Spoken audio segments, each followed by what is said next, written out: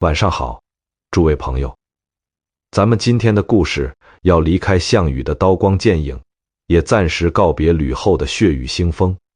咱们要来讲一位在中国历史上评价几乎高到没朋友的皇帝。如果你翻开2000年的史书，去数一数那些被历代文人史学家公认真正担得起圣君这2个字的帝王，双手都数得过来。而今天这位绝对能稳稳地排进前3。他开创了中国历史上第一个有确切记载的盛世文景之治的开端。他以仁慈、节俭、宽厚著称于世，但他同时也是中国古代政治史上把阳谋、隐忍和不流血的政治微操玩到了前无古人后无来者境界的顶级大师。他叫刘恒，也就是后来的大汉文帝。不过如果你觉得这位圣君是含着金汤匙出生，从小就被当成接班人培养的，那你就大错特错了。他拿到的开局剧本，论惨烈和危险程度，甚至比他那个当泗水亭长起家的亲爹刘邦还要让人绝望。刘邦好歹还能在沛县的街头赊账喝酒，当个地头蛇，而刘恒从他出生的那一刻起，他就是一个在这个吃人的皇宫里随时可能被捏死的透明人。他的故事得从一个女人那卑微到了尘埃里的一席之幸说起。刘恒的母亲叫薄姬，薄姬这辈子可以说是命途多舛，但也因祸得福到了极致。她最初是魏国旧贵族魏豹的小妾，楚汉争霸的时候，魏豹反叛刘邦，结果被韩信打败，俘虏了。薄姬作为战利品被冲入了大汉后宫的织布房，成了一个干苦力的奴婢。在那个美女如云、争奇斗艳的后宫里，薄姬长得虽然漂亮，但因为身份低微，根本排不上号。她甚至连见刘邦一面的机会都没有。直到有一天，刘邦去织布房视察，薄姬有2个好闺蜜，以前跟她一起约定过苟富贵，无相忘。这俩闺蜜先得了宠，那天刚好在刘邦面前提起了薄姬，还拿他们当年的誓言开玩笑。刘邦听了，觉得这女人挺可怜的，也有点好奇。于是那天晚上，刘邦宠幸了薄姬。据史书记载，薄姬在侍寝前对刘邦说了一句非常玄妙的话：我昨晚梦见一条苍龙盘在了我的肚子上。刘邦一听，这兆头好啊，大喜，这是一场大富贵，我成全你。但是这场富贵仅仅维持了1个晚上，这真的是字面意义上的一夕之幸。从那以后，刘邦拍拍屁股走人，再也没有召见过薄姬。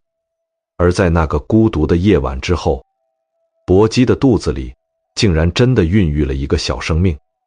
10个月后，一个不怎么起眼的男婴降生在了长安的后宫里，他就是刘邦的第4个儿子刘恒。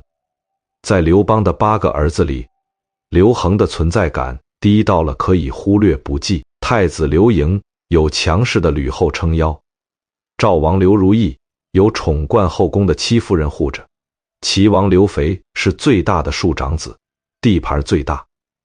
而刘恒呢，他只有一个不受宠，每天在宫里小心翼翼过日子的母亲。但也正是因为这种不受宠和卑微，成了刘恒母子在这座充满杀机的皇宫里最坚固的保护色。刘邦死后，吕后大权独揽，开始了那场针对刘氏宗室和受宠妃子的血腥大清洗。首先遭殃的就是戚夫人母子，咱们在上一期讲过，如意被毒死，戚夫人被做成了惨绝人寰的人，其他的皇子也被吕后以各种理由杀的杀，幽禁的幽禁，整个后宫血流成河，风声鹤唳。但唯独薄姬和刘恒母子在这场浩劫中不仅毫发无损，甚至还被吕后大度地放过了。为什么？因为吕后觉得薄姬这个女人太可怜，太老实，太没有威胁了。当年刘邦活着的时候，连正眼都不看她一眼，自己和她简直是同病相怜，也没有什么威胁杀她，毫无必要，还坏名声。不仅如此，吕后为了显示自己的宽宏大量，还把薄姬送出了长安，让他去到了儿子刘恒的封地代国。那些被留在长安当人质，随时可能掉脑袋的其他妃嫔看来，简直就是老天爷开了眼。在离开长安的那一天，薄姬拉着年仅8岁的刘恒，回头看了一眼那座吞噬了无数生命的未央宫。他摸着儿子的头，语重心长地给他上了人生中最重要的一堂课。恒儿，记住，在这世上活着比什么都重要。我们母子能有今天，就是因为我们不争、不抢、不出头。到了代国，你也不要想着什么黄图霸业，更不要去招惹长安的那些人，你就安安稳稳地当个闲散王爷，就算是对得起娘了。这番话深深地刻在了8岁刘恒的心里，他收起了孩童的顽劣，收起了作为皇子的那一丝骄傲。他就像一块毫不起眼的石头，静静地滚落到了大汉帝国最偏远也最危险的角落里。代国是个什么地方？它不在富庶的中原，也不在安逸的江南，它紧挨着大汉帝国最凶狠也最强大的敌人匈奴。这里的冬天极为漫长，寒风刺骨，老百姓不仅要面对贫瘠的土地，还要时刻提防着匈奴骑兵的劫掠和屠杀。这是一个随时会爆发战争的火药桶，也是吕后把刘恒发配到这里来的真正用意，让他去给大汉当挡箭牌。如果匈奴打过来，第一个死的就是他。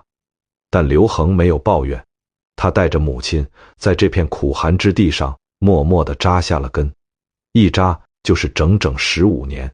在这15年里，长安城里发生了翻天覆地的变化。汉惠帝刘盈死了，吕后临朝称制了，吕家外戚把持了朝政，刘氏的王爷们又被杀了好几个。但远在代国的刘恒仿佛从这个世界上消失了一样，他不向朝廷邀功，也不和任何诸侯串联，他就像一个聋子和哑巴，对长安的政治风暴充耳不闻。他在干什么？他在低调，耐心地经营着自己的小世界。他发现代国的老百姓太苦了，于是他轻扣薄赋，与民休息。他鼓励农耕，减免税收。他发现代国的军队战斗力不强，于是他亲自视察边防，提拔那些真正有本事的将领，建立起了一支忠于他大王的，能够抵御匈奴的精锐边防军。他穿着简朴的丝绸衣服，甚至连一件带刺绣的华服都不穿。他的宠妃慎夫人，衣服的下摆甚至不拖到地上，他把自己的姿态放到了最低，把代国老百姓的心紧紧地攥在了自己的手里。15年，风霜雨雪磨砺了他的筋骨，边关的烽火锻炼了他的胆识，而长安城里的那些血淋淋的消息则彻底冰封了他内心的软弱。他从那个在未央宫里瑟瑟发抖的8岁男童，长成了一个23岁，性格沉稳，喜怒不形于色，城府深不可测的青年。他就像一口古井，表面上波澜不惊，连一丝涟漪都没有，但井底却蕴藏着足以吞噬一切的黑暗力量。他以为他这辈子就会在这北风呼啸的代国平静地度过一生。直到公元前180年，这一年秋天，那个统治了大汉帝国15年，让所有诸侯王和功臣战战兢兢的女人，终于还是没能熬过岁月的审判。吕太后驾崩了。吕后一死，长安城那被压抑了15年的火药桶瞬间爆炸。那些当年跟着刘邦打天下的开国老臣们，以太尉周勃和丞相陈平为首，联合齐王刘襄等刘氏宗亲，发动了诛除诸吕的血腥政变。他们夺取了南北军的兵权，在长安的街头巷尾，对吕家外戚展开了毫不留情的屠杀。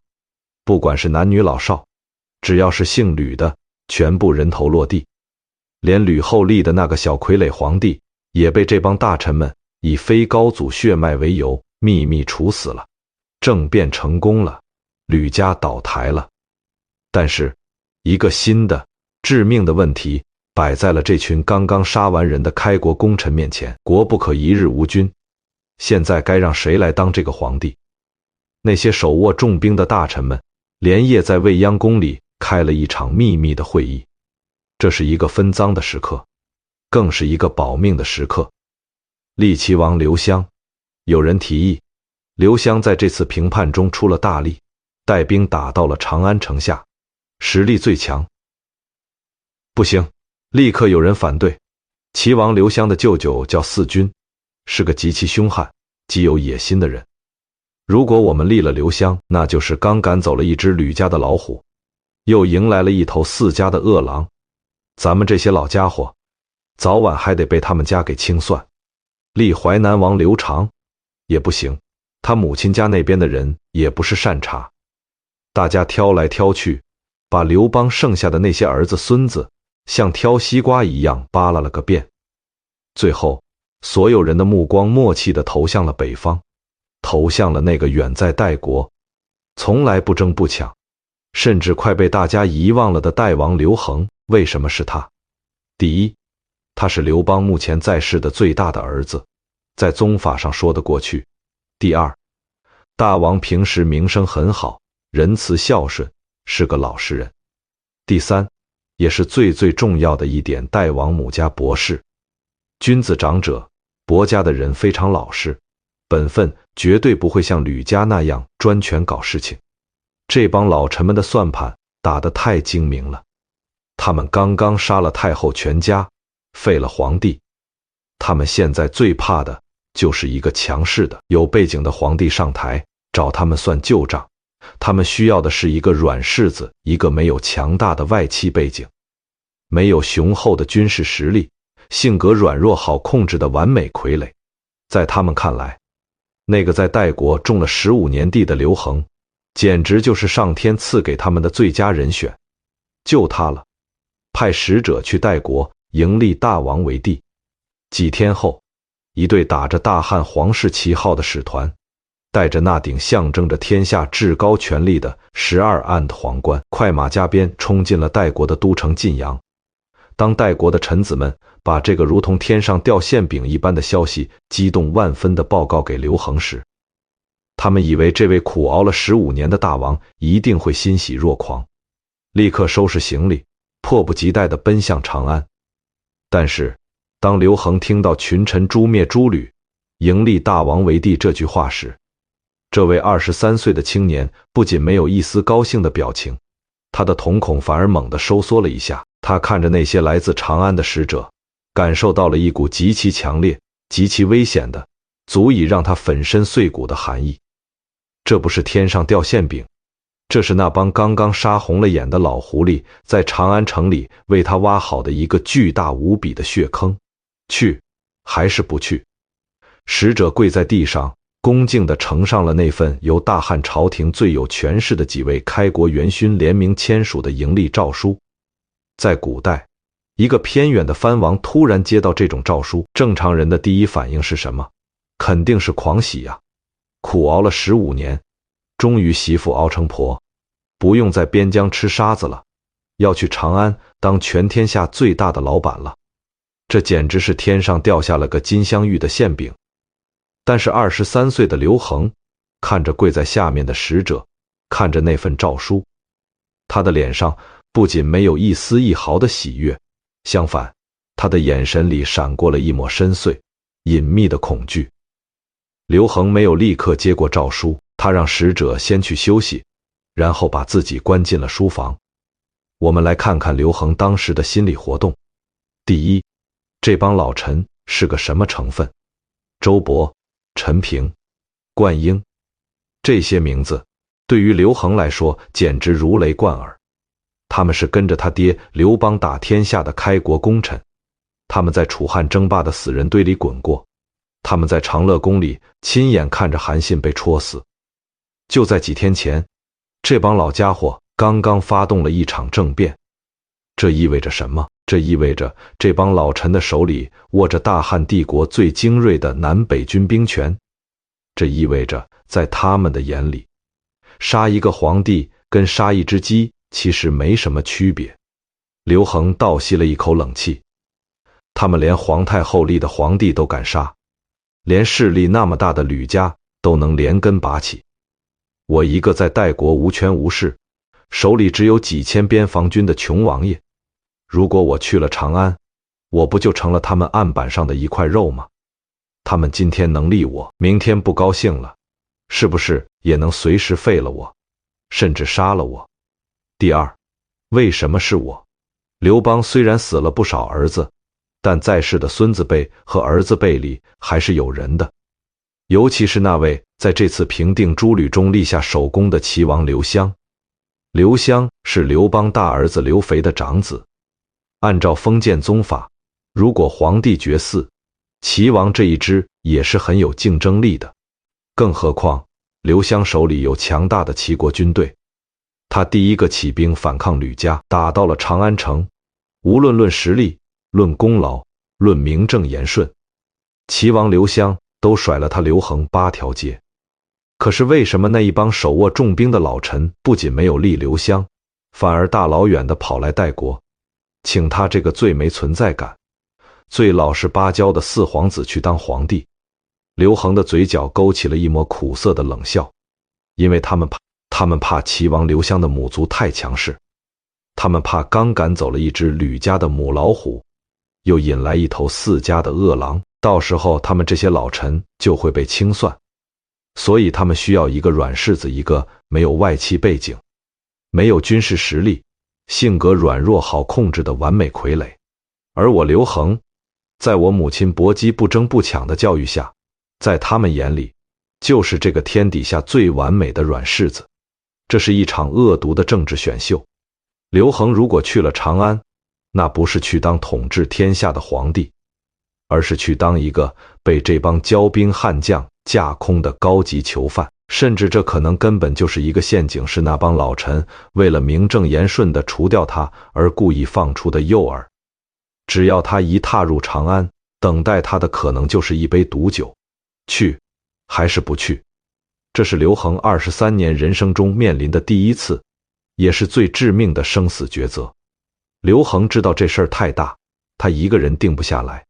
他连夜召集了自己最信任的6个核心亲信，在代王的寝宫里召开了一场决定大汉帝国未来走向的最高机密会议。这6个人是他在代国这15年里慢慢培养起来的班底，他们不仅是臣子，更是他在这个冰冷的政治世界里唯一能够信任的人。会议的气氛极其压抑，郎中令张武等几位老成持重的大臣听完情况后，立刻炸了锅，坚决反对。张武拍着大腿，急切地说：“大王万万不可去啊！这绝对是个陷阱。汉朝的大臣都是些什么人？那都是当年跟着高祖在尸山血海里杀出来的猛将，他们身经百战，老谋深算，杀人不眨眼。他们刚刚在长安城里屠杀了吕氏一族，现在个个手里握着兵权，杀气腾腾。这帮人表面上说是为了刘氏江山，其实心里打的全是自己的算盘。他们大老远跑来请您去当皇帝，这根本不是什么好事。他们是看大王您身边没有强大的军队，想把您骗去长安，当一个被他们控制的提线木偶。大王，您千万别去送死啊！我们宁愿称病不去，继续守在代国。只要我们在代国按兵不动，静观其变，他们也不敢把我们怎么样。张武的话说出了刘恒心里最大的担忧，这也是当时绝大多数正常人的第一反应：敌强我弱，情况不明，绝不涉险。刘恒沉默了，他觉得张武说的非常有道理，与其去长安当傀儡，随时送命，不如在代国继续苟着，当个安稳王爷。但是在这个时候，一个平时不太爱说话，但在代国军队里威望极高的中尉宋昌站了出来。宋昌环视了一周那些吓得瑟瑟发抖的文官，然后直视着刘恒的眼睛，抛出了一套宏大深刻、完全颠覆了张武逻辑的大汉政治基本盘分析。宋昌说：“大王，群臣说的都不对，他们只看到了周勃、陈平的狡诈，却没看到大汉帝国的底色。宋昌开始逐条反驳：第一，秦朝灭亡是因为残暴，老百姓早就盼着安定了。高祖虽然出身不一，但他废除了秦朝的苛政，平定了天下。大汉的恩德已经深深地刻在了全天下老百姓的心里。第二，高祖当年分封了那些异姓王，后来又把他们全都消灭了，把天下最富庶的封地全都分给了刘家的子弟。现在这天下全都是刘家人的天下，这就像一块坚固的磐石，谁也撼动不了。第三，大王，你想想，这次吕后专权那么久，吕家人甚至想篡位，但是怎么样？周勃、陈平这些老臣不仅没有倒向吕家，反而联合齐王刘襄，把吕氏一族杀得干干净净。这说明什么？这说明这些老臣们虽然飞扬跋扈，但他们心里非常清楚，大汉的江山只能姓刘。他们不敢篡位，因为全天下的老百姓和诸侯王都不会答应。宋昌这番话极其精准地点出了当时大汉帝国的政治现实：刘氏的皇权合法性是经过了天下检验的，是不可侵犯的。接着，宋昌对刘恒抛出了最后的绝杀：而且大王，现在高祖的儿子里就剩下您和楚王刘交了。您不仅是长子，而且您这些年在代国以仁慈、孝顺闻名天下，不仅大臣们想立您，全天下的老百姓也盼着您去当皇帝啊！所以大王，这次请您进京绝对不是什么陷阱，这是天意，是大汉江山在呼唤您，您万万不可推辞，这可是千载难逢的机遇啊！宋昌的这番话如同一道闪电，劈开了刘恒心中那团由恐惧和猜忌组成的迷雾。刘恒的心剧烈地跳动了起来。是啊，我是刘邦的儿子，我是名正言顺的大汉皇子，我凭什么要一辈子在这个苦寒之地当个透明人？如果这真的是个机会，如果我错过了，我这辈子可能就真的只能在代国等死了。但是理智告诉他，长安的风险依然巨大，去是豪赌，不去是等死。刘恒陷入了极度痛苦的纠结之中。他是个谨慎的人，在这个足以决定他全家老小几十口性命的关头，他觉得光听手下人的分析还不够，他跑去后宫把这件事告诉了他的母亲。薄太后听了也是吓了一跳，这位在吕后的屠刀下苟活了10几年的女人，同样觉得这件事充满了诡异和危险。恒儿，长安那个地方吃人不吐骨头，娘当年好不容易才带你逃出来，现在又要回去吗？薄太后忧心忡忡，母子俩相对无言，谁也拿不定主意。在古代，当人类的智慧无法做出决断时，就会求助于一种神秘也非常无奈的力量占卜。刘恒叫来了代国的太卜，让他用龟甲起了一卦。太卜在龟甲上钻孔火烤，看着上面出现的裂纹，仔细地推演了一番。然后太卜的脸上露出了极为震惊和狂喜的表情。他跪在刘恒面前，大声宣布：大恒大吉。这是极其罕见的大恒之卦。卦辞上说：大恒庚庚，余为天王，下其以光，恒卦象清晰明朗，我将成为天下的君王，像夏朝的开国君主启一样光耀天下。刘恒愣住了，天王，我已经是个王了，这卦象说我是天王是什么意思？刘恒还是有些不敢相信。太卜激动地解释道：大王，您现在虽然是大王，但那只是诸侯王，卦象上说的天王是指天子是全天下的最高统治者。这卦象说明您这次去长安必定能登基称帝，光耀大汉啊！这卦象简直就像是给宋昌的那番分析盖上了一个老天爷认证的公章。刘恒的眼神终于慢慢的坚定了起来，他知道老天爷既然把饭都喂到嘴边了，如果不吃，那真的要遭天谴了。更何况他骨子里流着的毕竟是刘邦的血，那种对权力的极度渴望，在这个23岁的青年心里被彻底点燃了。好，我决定了，去长安。刘恒做出了他人生的第一次终极决断，但是决定去不代表盲目的去。刘恒依然保持着那种令人发指的谨慎，他没有立刻大张旗鼓的出发，他先派出了自己最信任的娘舅伯昭，带着几个人先去长安打探虚实。你去看看长安到底是个什么情况，如果周勃他们真的诚心盈利，我再动身。如果有任何不对劲，立刻派人回来报信。伯昭领命而去。到了长安，伯昭见到了太尉周勃，周勃极其诚恳地向伯昭表达了拥立代王的决心，并且保证绝对没有恶意。伯昭赶紧派人快马加鞭，把这个消息送回了代国。大王，周太尉他们确实是真心实意的，长安很安全，您可以放心启程了。接到伯昭的回报，刘恒终于吃下了半颗定心丸。公元前180年，代国那厚重的城门缓缓打开，一支并不算庞大，甚至有些寒酸的车队，在几千名代国边防军的护送下，驶出了晋阳城。坐在最中间那辆马车里的，正是即将成为大汉天子的刘恒。他的身边只带了宋昌等6个最核心的亲信。车厢里很冷，没有生火炉。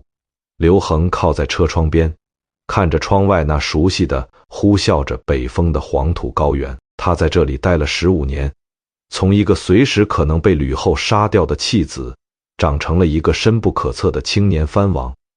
现在他要离开这里，去往那个充满了阴谋、鲜血，也充满了无上权力的长安城。车队在冰天雪地中缓慢前行，刘恒的脸上没有丝毫即将登基的兴奋，他闭着眼睛，脑海中疯狂地推演着到了长安之后可能遇到的每一种危险的情况。周勃手里的兵权太大了，怎么才能把兵权收回来？陈平是个老狐狸，他会在朝堂上给我下什么套？我一个代国来的穷王爷，在长安没有根基，怎么才能镇住那些骄兵悍将？刘恒知道，这根本不是一条通往皇位的坦途，这是一条布满了地雷，稍有不慎就会被炸得粉身碎骨的死亡之路。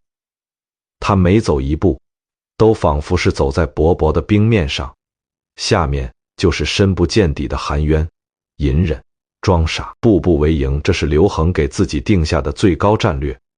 公元前180年9月，车队终于走到了高陵。这里距离大汉帝国的政治中心长安只有不到50里的路程了。如果是普通人，到了这会儿肯定兴奋的连夜赶路，恨不得马上冲进未央宫去摸一摸那张龙椅。但是刘恒突然下达了一道很反常的命令，全军停止前进，就地安营扎寨。他在高陵停下来了，他看着不远处那座隐约可见的宏伟而又散发着血腥味的长安城，做出了他在进京路上第一次也是最关键的试探。他把身边最信任的娘舅伯昭叫到了面前。舅舅，你带几个人立刻进长安城，去见太尉周勃，去见丞相陈平。刘恒的眼神冷峻，你去摸摸他们的底细，看看他们到底是真心盈利我，还是挖好了坑等我跳。如果有任何不对劲，你立刻派人回来报信，我们立刻退回代国。伯昭领了命，带着极为沉重的心事，骑着快马冲进了长安。这对于伯昭来说是一次探命之旅，如果长安的局势是个陷阱，他可能就回不来了。而对于刘恒来说，高陵的这几天简直是度日如年。他每天站在营地的高处，望着长安的方向，内心疯狂地推演着各种可能发生的可怕场景。如果周勃突然带兵把高陵包围了怎么办？如果陈平在朝堂上突然发难怎么办？这个23岁的青年，在这寒冷的秋风中承受着常人难以想象的心理高压。几天后，伯昭终于活着回来了。他满头大汗地跑到刘恒面前，激动地说：“大王，安全，长安绝对安全。周太尉和陈丞相他们对大王您是真心实意的，他们已经把吕家的势力清除得干干净净，现在满朝文武都在眼巴巴地等着您进京登基呢。”伯昭把他在长安看到的一切详细地汇报给了刘恒，他确信那些老臣确实是被吕后专权吓怕了，他们现在迫切需要一个像刘恒这样老实、没有野心的刘氏子孙来当皇帝，以此来安抚天下，也保全他们自己。刘恒听完舅舅的汇报，他那颗一直悬在嗓子眼里的心终于稍微放下了一点点。看来这龙椅他们还真是真心实意让我来做的。但是刘恒并没有因此放松警惕，他那常年生活在恐惧中的灵魂依然保持着敏锐的防御机制。出发去长安，刘恒下令车队继续前进，但他知道真正的考验才刚刚开始。车队缓缓地向南行驶，终于他们来到了长安城的北门外渭水桥，这里是进入大汉帝国心脏的最后一道防线。在桥的南岸，大汉帝国的太尉周勃、丞相陈平以及文武百官，他们穿着极其隆重的朝服，整整齐齐地跪伏在渭水桥边。这是何等壮观的场面！这些曾经跟着汉高祖刘邦在死人堆里滚出来的开国元勋，这些刚刚把吕氏家族杀得血流成河的恐怖掌权者，此刻全都恭恭敬敬地迎接着这位从偏远代国来的年轻王爷。刘恒的车驾停在了桥的北岸，他走下马车，看着对岸那黑压压的一片人群。就在这个时候，一场足以载入中国政治史册的极其凶险也极其高明的心理暗战在渭水桥头上演了。太尉周勃，这位掌握着大汉帝国全部兵权的最高军事统帅，慢慢地站了起来。他没有先向刘恒行君臣大礼，他迈着沉稳的步伐越过群臣，独自一人径直走向了刘恒。周勃走到刘恒面前，微微躬身，压低了声音，说出了一句极为僭越也是试探底线的话：“臣愿请监，臣想借一步说话，请大王屏退左右。”这句话一出，周围的空气仿佛瞬间凝固了。各位朋友，大家品一品周勃这句话的恐怖之处。他是一个手里握着大汉南北军兵权的太尉，他刚刚杀了一堆吕氏外戚，现在他在野外，在几十万大军的注视下，要求和这位还没有正式登基，身边只有几个随从的准皇帝单独谈话。如果刘恒答应了，屏退了左右，周勃是不是可以随时掏出一把刀，逼着刘恒写下一份对他周勃最有利的诏书？周勃是不是可以利用这种单独谈话的特权，向全天下展示他才是这场拥立大戏的太上皇？这是一种赤裸裸的政治威压，是一次极其危险的逼宫。但是如果刘恒拒绝了，他会不会得罪这位大权在握的太尉？会不会导致周勃恼羞成怒，当场翻脸？23岁的刘恒面临着一个极为棘手的死局，他该怎么办？这个时候，那个在代国会议上力排众议，坚持让刘恒进京的中尉宋昌站了出来。宋昌是一个典型的武将，但他有着极其敏锐的政治嗅觉。他没有等刘恒开口，而是猛地向前跨出一步，像一座铁塔一样死死地挡在了周勃和刘恒之间。宋昌双目圆睁，指着周勃，发出了一声极为霸气的怒吼：“所言公，公言之；所言私，王者不受私。你要说的是国家公事，那就当着满朝文武的面大声地说出来。如果说的是私事，大王作为天下的君主，绝不接受私下的交易和串联。”这句话简直就是一颗精准制导的政治核弹，他瞬间把周勃那点想要挟天子以令诸侯的阴暗心思暴露在了阳光之下。他告诉全天下，这位从代国来的年轻皇帝绝不是一个可以任你们揉捏的软柿子。他懂得什么是规矩，什么是皇权的神圣不可侵犯。周勃被宋昌这声怒吼震得浑身一哆嗦。他也是个经历过大风大浪的老狐狸，他立刻明白自己刚才那招借一步说话玩砸了。他低估了这个23岁年轻人的城府，也低估了他身边这些代国臣子的忠诚。周勃满头大汗，尴尬到了极点，他赶紧顺着台阶往下爬，立刻跪倒在地。周勃双手高高举起一样极为要命的东西——皇帝的玉玺。他用异常恭敬，甚至带着一丝惶恐的语气说：“臣奉大汉群臣之命，刻将这象征着天下最高权力的玉玺奉还给大王，请大王登基，拯救大汉江山。”刘恒看着跪在地上冷汗直流的周勃，他并没有因为宋昌的呵斥而责怪宋昌僭越，也没有对周勃表现出任何的热情和宽慰。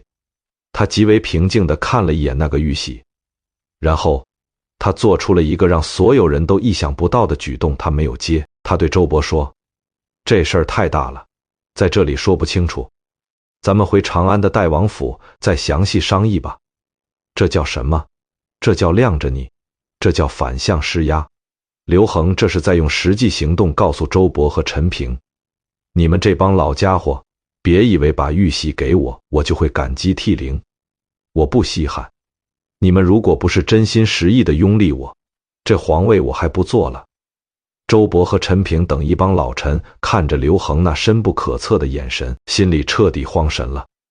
他们发现，他们原本以为找来了一个听话的傀儡，结果他们却给自己找来了一位比刘邦还要狡猾、比吕后还要阴沉的超级大 boss。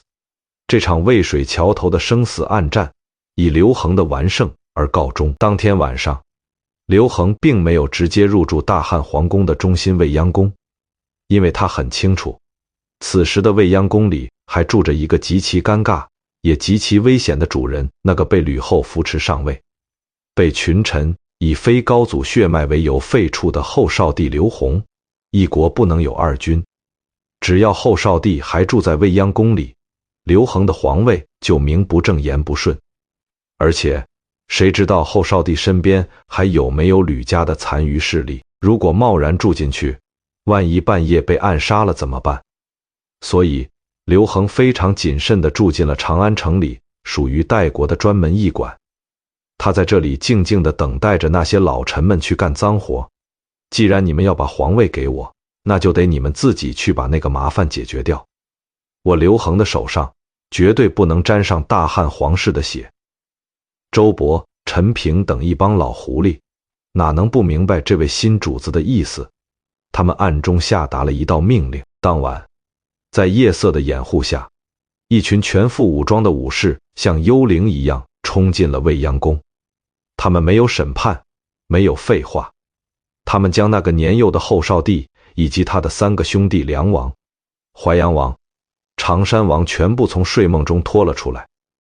在未央宫极其偏僻的角落里，这4个身上流着大汉皇室血液的孩子，被那些曾经对他们俯首称臣的武将们用野蛮血腥的方式全部斩首，残忍杀害。斩草必须除根，这是封建政治最黑暗、最不讲人性的底层逻辑。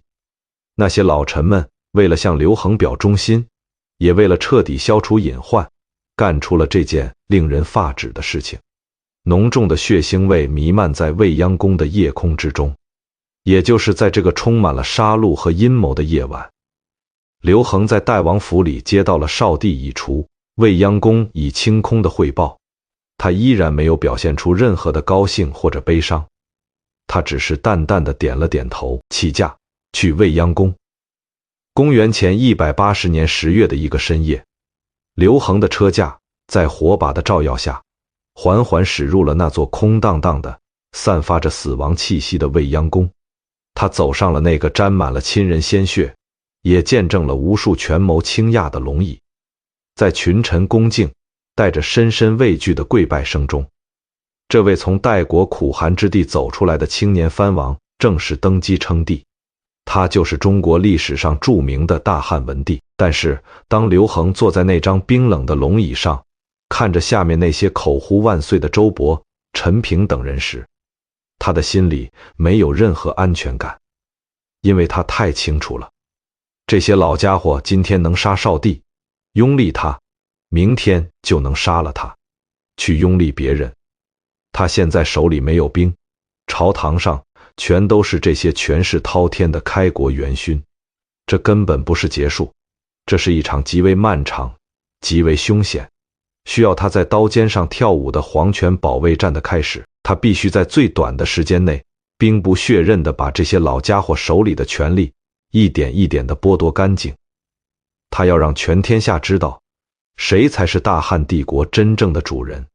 按理说，新皇登基第一件事应该是大宴群臣，搞个盛大的庆典，感谢那些把他从代国那个穷乡僻壤抬进长安城的大佬们。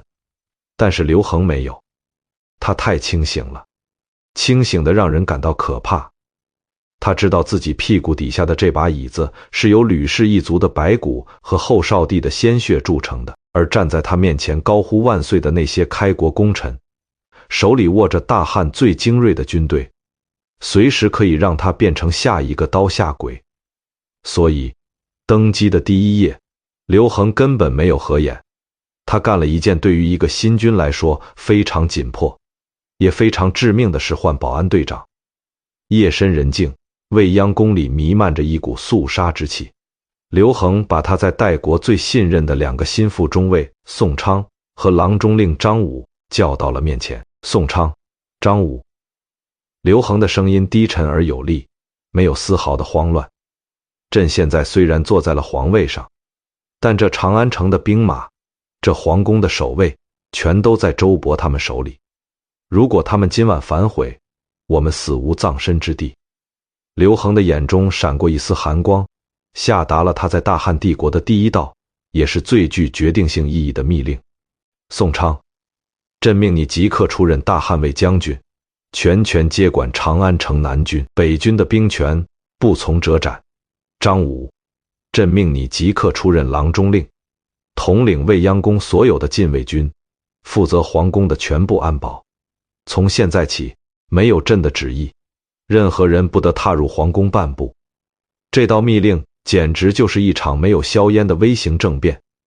在周勃、陈平等老臣还在睡梦中，或者还在为自己拥立新君而沾沾自喜的时候，刘恒以迅雷不及掩耳之势，直接把大汉帝国最核心的枪杆子和安保系统全部换成了自己从代国带来的嫡系班底。这就好比一个空降的 CEO 上任第一天晚上，就偷偷把公司大楼的所有保安都换成了自己的老乡，并且把监控室的钥匙死死地攥在了自己手里。到了第二天早上，当周勃等人来到未央宫准备上朝时，他们惊愕地发现，那些守门的将士，那些昨晚还听命于他们的禁军，全都换成了操着代国口音的生面孔。周勃的心里咯噔一下，冷汗瞬间湿透了后背。他这才意识到，这位昨天还在渭水桥边显得有些拘谨的年轻皇帝，其手段之毒辣，动作之果断，简直比当年杀伐果断的高祖刘邦还要可怕。刘恒用一夜的时间，兵不血刃地完成了大汉帝国最危险的一次枪管子交接。这是他能在这个虎狼环伺的长安城里活下来的最坚实基础。兵权夺了，但面子必须给足。刘恒是个深谙帝王心术的高手，他知道对付这群骄兵悍将，光有大棒是不行的，还必须要有丰厚的胡萝卜。只有把他们的利益喂饱了，他们才会暂时放下手中的刀。于是，在夺取兵权的第二天，刘恒在朝堂上举行了一场盛大，堪称大出血的封赏大会。这场封赏的主题只有一个：买平安。刘恒下诏大肆封赏那些在诸厨诸吕中立下大功的老臣。他把原本属于周勃的太尉一职免去，但为了安抚周勃，封出了一个极为夸张的补偿，封周勃为大汉右丞相，10亿1万户，赏赐黄金5000斤。5000斤黄金啊，这在当时是一笔天文数字，足够周勃家族吃喝几辈子了。对于另一个智囊陈平，刘恒封他为左丞相，同样赏赐丰厚。对于灌婴，封为太尉，10亿3000户。那些参与评判的大大小小的官员，全都加官进爵，金银财宝像流水一样赏赐下去。这还没完，为了安抚那些在政变中出过力的刘姓宗室，防止他们因为没有当上皇帝而心生怨恨，刘恒又下达了一道宽仁的诏书，给齐王刘襄、楚王刘交等各路诸侯王恢复或者增加封地。刘恒用这种近乎政治分赃的方式，极其精准地安抚了朝野上下的所有势力。他用真金白银和高官厚禄堵住了功臣和宗室的嘴，告诉他们，只要你们乖乖听话，荣华富贵少不了你们的。这一手大棒加胡萝卜，玩得炉火纯青，让原本危机四伏的长安城瞬间安定了下来。但是，危机真的解除了吗？并没有。周勃虽然交出了兵权，但他现在是大汉的右丞相，而且是诛灭诸吕的第一功臣。他在朝堂上的威望依然如日中天，而且周勃是个典型的武夫，他性格粗犷，没什么文化，更不懂得什么叫功高震主的政治忌讳。当了右丞相后，周勃依然飞扬跋扈。他上朝的时候经常昂首挺胸，大声喧哗，甚至在刘恒面前也毫不掩饰自己作为拥立者的骄傲。刘恒坐在龙椅上，看着下面那个不可一世的周勃，他的心里感到了一丝深深的厌恶和警惕。如果让这个莽夫继续在朝堂上待下去，大汉的朝政迟早要被他搞得乌烟瘴气。更重要的是，他在百官心中的地位太高了，如果不把他弄走，朕这个皇帝什么时候才能真正掌权？刘恒决定要对周勃进行一次彻底的政治剥离，但是他不能直接罢免周勃，那样会引起功臣集团的反弹。他需要一个借口，一个合理，甚至让周勃自己都挑不出毛病的借口。就在这个时候，那位老谋深算的左丞相陈平看出了皇帝的心思。陈平是个极为聪明圆滑的政治家，他知道自己和周勃都是拥立新君的功臣，皇帝忌惮周勃，同样也会忌惮他。陈平为了保命，决定主动让位。有一天上朝，刘恒故意当着满朝文武的面问右丞相周勃：“周丞相，大汉一年要判决多少案件啊？”周勃愣住了，挠了挠头：“臣不知。”刘恒又问：“那大汉一年国家的财政收支、钱粮入库有多少啊？”周勃急得满头大汗，满脸通红，结结巴巴地说：“臣也不知。”刘恒看着周勃那副窘迫的样子，心里暗爽，但他表面上却不动声色。他转过头问左丞相陈平：“陈丞相，你知道吗？”陈平微微一笑，从容地回答：“陛下，这些事都有专门的官员负责判决案件有廷尉，钱粮收支有治粟内史。陛下，您只要问他们就行了。”刘恒故意问：“既然都有人负责，那你这个丞相是干什么的？”陈平的回答简直堪称中国古代官场应对的教科书。丞相者，上佐天子，理阴阳，顺四时，下御万物之宜，外镇抚四夷诸侯，内亲附百姓，是卿大夫各得任其职也。丞相的职责是辅佐天子，调理天下大局，镇抚四方，安抚百姓，让所有官员都能各司其职，而不是去管那些具体的琐事。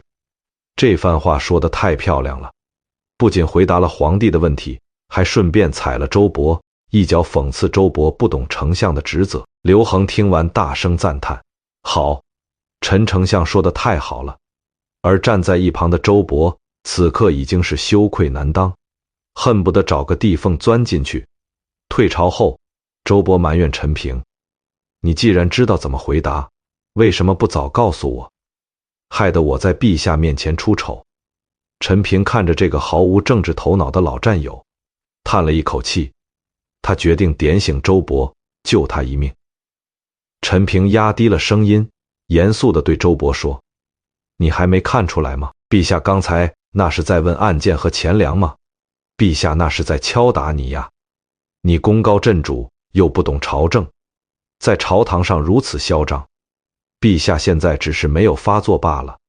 如果你再不识趣，不赶紧交出丞相的位置，你的死期就不远了。”周勃听完陈平这番话，如同五雷轰顶，惊出了一身冷汗。他这个粗人终于恍然大悟，他这才意识到自己这段时间在死亡的边缘疯狂试探了多少次。第二天，周勃赶紧上书，以自己才疏学浅，不能胜任丞相之职为由，主动辞去了右丞相的职务，请求退回自己的封地去养老。刘恒看到奏折，强压住内心的狂喜，假惺惺地挽留了一番，然后极其勉强地同意了周勃的请辞。就这样，刘恒甚至没有动用一兵一卒，没有流一滴血，就用一套极为高明的政治太极拳，兵不血刃地把大汉帝国最有权势的权臣给逼退了。但是刘恒对周勃的打击并没有就此结束。皇权是一种极其多疑的怪物，周勃虽然回了封地，但他毕竟是打过仗的宿将，他在军队里的威望依然很高。刘恒心里始终有一根刺，如果这老东西在封地里招兵买马，造反怎么办？这绝不是刘恒杞人忧天。公元前177年，在周勃退居封地1年多以后，有人向朝廷告密，将侯周勃图谋造反。不管这事儿是真是假，刘恒立刻抓住了这个机会，要对周勃进行一次彻底的毁灭性的二次打击。刘恒毫不手软，立刻下达诏书，派使者赶到绛县，直接把这位曾经的大汉第一功臣诛灭诸吕的太尉抓进了长安的廷尉大牢。你能想象那种场面吗？一个曾经统领100万大军，连皇帝都能费力的超级大佬，此刻被扒去了华丽的侯爵朝服，穿上囚服，戴上冰冷的枷锁，像个普通的犯人一样被关进了阴暗潮湿的地牢里。在监狱里，周勃遭遇了他这辈子最屈辱的折磨。那些平时连给他提鞋都不配的基层狱卒，根本不把他当人看，他们对周勃极为刻薄，各种羞辱、刁难。周勃这个打了一辈子仗的硬汉，在监狱里被折磨得生不如死，甚至感到了极度的恐惧。他发现自己曾经引以为傲的军功和权力，在这座冰冷的监狱里连个屁都不是。为了活命，为了少受点罪，这位曾经赏赐过别人无数黄金的万户侯，竟然不得不拿出自己仅存的一点千金去贿赂那些底层的狱吏。在送出钱财后，狱吏的态度才稍微好了一点，并偷偷暗示他：你可以让你儿媳妇去求情啊。因为周勃大儿子的老婆是刘恒的女儿。周勃恍然大悟，赶紧让儿媳妇去向太后和皇帝求情。后来薄太后也觉得周勃不可能造反，对刘恒说，当年周勃手里有100万大军，拿着皇帝的玉玺，他都没造反。现在他退居在一个小小的县城里，怎么可能造反呢？刘恒看了看火候差不多了，他知道周勃在监狱里的这番遭遇，已经把这个老将最后的一点傲气和尊严彻底碾碎了。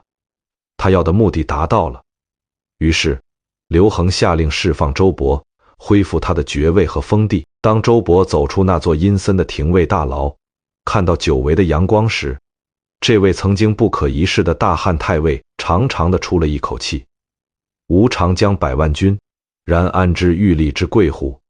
我曾经统领过100万大军，威风凛凛，可是今天我才知道一个小小狱卒的权力有多么可怕。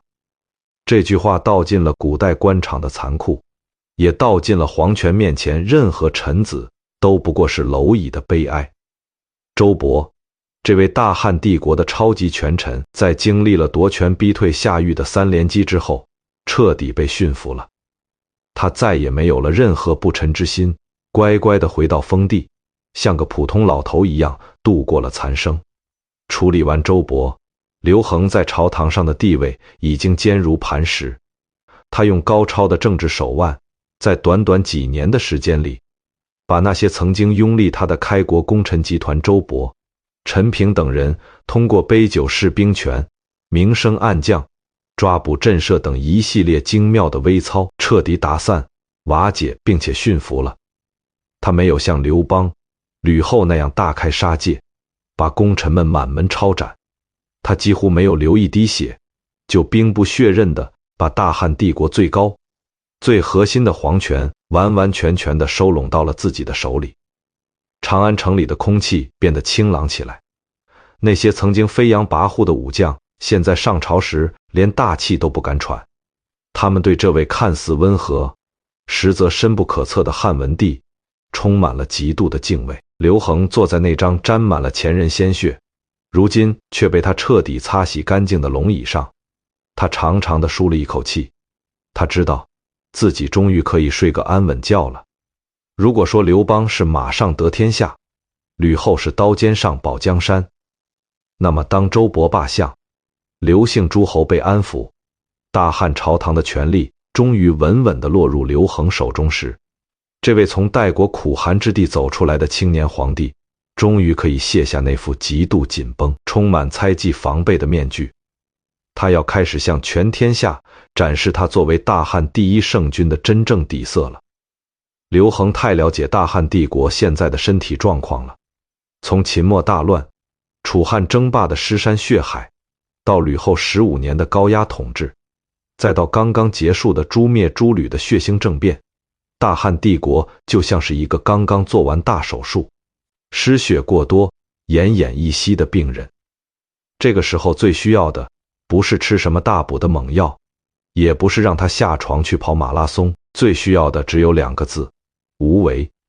翻译成大白话就是别折腾。刘恒把无为而治的黄老学说深深地刻进了大汉帝国的国策里。他自己带头穿着粗糙的黑色丝绸，连个刺绣都没有。皇帝都这么抠门，底下的官员谁还敢铺张浪费？省下来的钱干什么？轻薄赋，他给老百姓减田租、减赋税，他把老百姓服体役的时间大幅度缩短。他就像一个心疼家底的老农，小心翼翼地呵护着大汉帝国每一株刚刚破土而出的麦苗。但刘恒深知，光让老百姓吃饱饭是不够的，要让天下真正的长治久安，必须要把套在老百姓脖子上的那些从秦朝遗留下来的极为恐怖的法律枷锁给彻底拆掉。秦朝的法律有多变态？收等相坐，一个人犯法，全家老小都要跟着连坐，不是杀头就是贬为奴隶，这叫株连九族。诽谤妖言罪，老百姓在街上如果抱怨2句朝政，或者说了几句对皇帝不敬的话，只要被人举报，立刻当街斩首。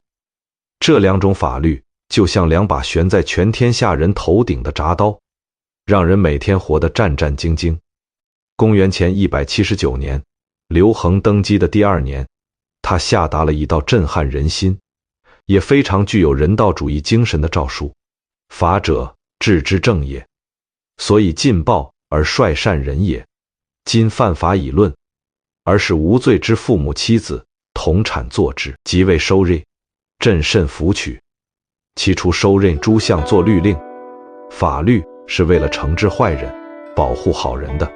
现在犯法的人已经被惩罚了，还要让无罪的父母妻子儿女跟着一起受罚，甚至没收为奴。朕极其不赞同这种做法，废除收敛乡做律法。这道诏书一出，全天下无数个家庭瞬间摆脱了被无辜牵连的灭顶之灾。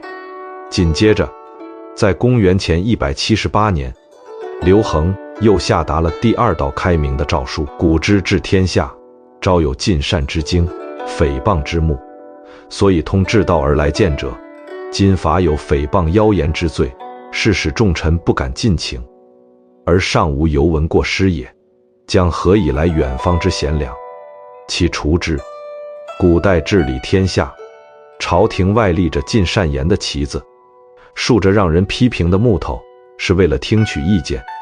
现在有诽谤妖言的死罪，这会让大臣们不敢说真话，朕也就没法知道自己的过失了。这样怎么能招揽贤才，废除这项罪名？皇帝犯了错，老百姓可以骂了，而且骂了不仅不杀头，皇帝还要听着。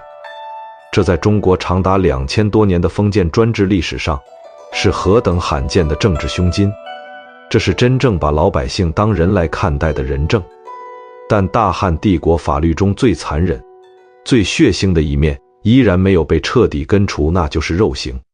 在当时，犯了某些罪不一定是死罪，官府不仅要罚款、服役，还要在犯人的身体上留下永久的残疾。一刑，在脸上刺字涂抹，永远洗不掉。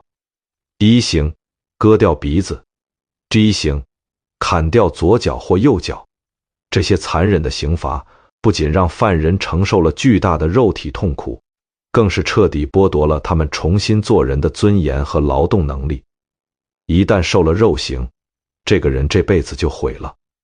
直到公元前167年，发生了一件极其感人也极其轰动的大事，彻底改变了这一切。当时的齐国有一位著名的神医，名叫淳于意。淳于意医术高超，但他性格耿直，得罪了当地的一个权贵。那个权贵利用职权给淳于意罗织了罪名，判处他有罪，必须押送到长安去接受肉刑。淳于意没有儿子，只生了5个女儿。当衙役们用囚车把淳于意押走的时候，他的5个女儿跟在车后，哭得撕心裂肺。淳于意看着这5个哭泣的女儿，心里充满了绝望和悲凉。他想到自己马上就要变成一个没有脚的残废，忍不住叹了口气，伤心地骂了一句：生子不生男，缓急非有意。生女儿不生儿子，遇到这种急难关头，一点用都没有啊！这句话深深地刺痛了他最小的那个女儿，她叫缇萦。缇萦当时年纪很小，但她有着超越常人的勇气和孝心。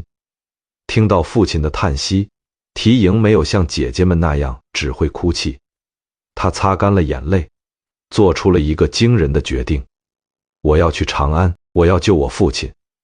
一个小姑娘手无寸铁，跟着押解父亲的囚车，风餐露宿，跋山涉水，从遥远的齐国一步一步地走到了大汉帝国的首都长安。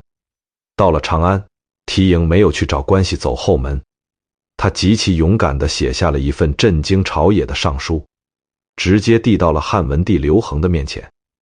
在这份流传千古的上书里，缇萦用恳切、让人动容的语言写道：切腹为吏，其中皆称其廉平，今做法当行。切伤夫死者不可复生，行者不可复属，虽复欲改过自新，其道无有也。切愿没入为官吏，赎复行罪，使得自新。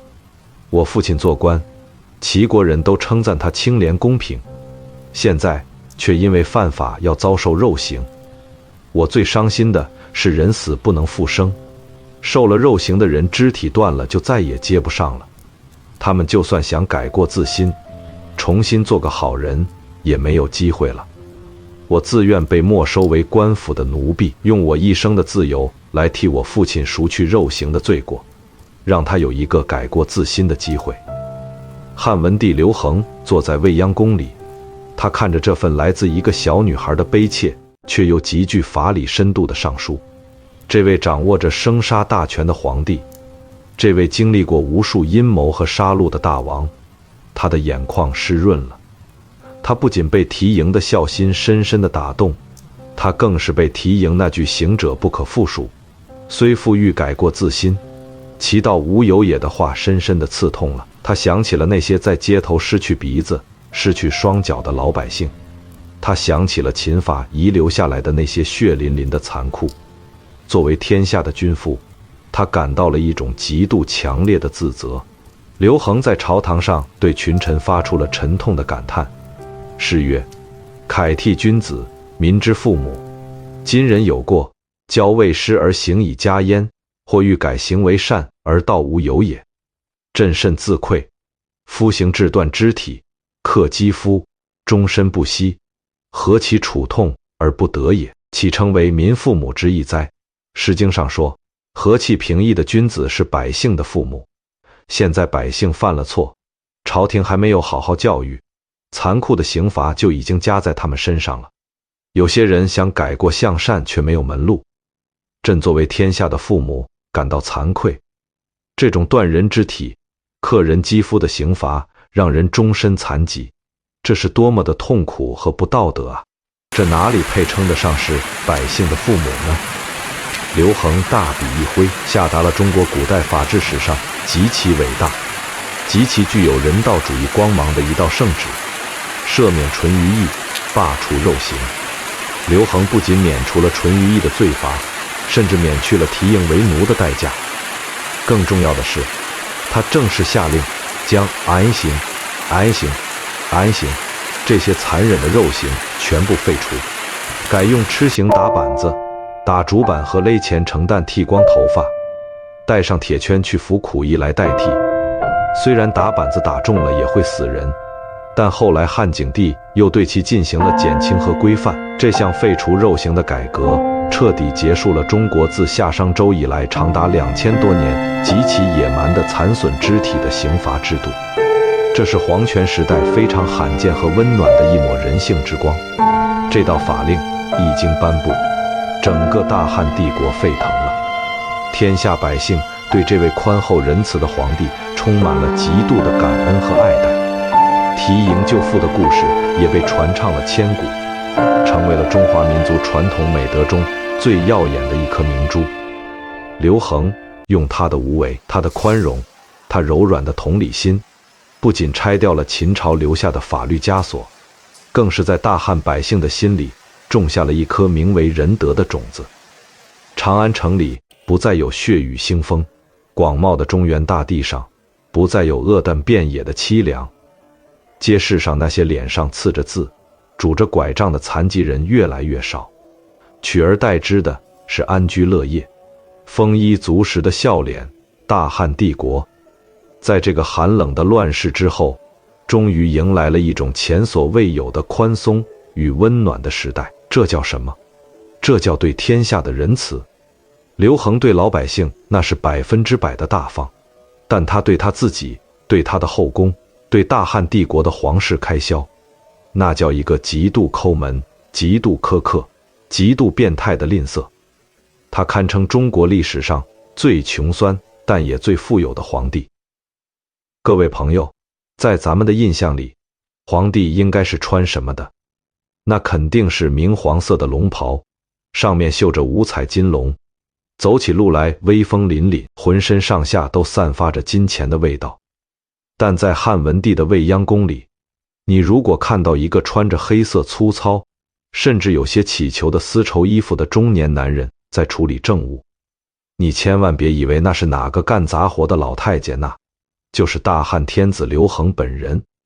Kant 是当时最下等的，用粗糙生丝织成的厚黑布，这种布料普通老百姓穿都嫌扎得慌，但刘恒不仅自己穿，他还强迫自己身边的人也跟着受苦。他最宠爱的妃子是慎夫人。按理说，皇帝最宠爱的女人，那肯定是怎么华丽怎么来，怎么烧钱怎么打扮。但刘恒给慎夫人定了一条极其奇葩也极其严厉的规矩：衣不得曳地。你的裙子下摆绝对不能拖到地上。为什么？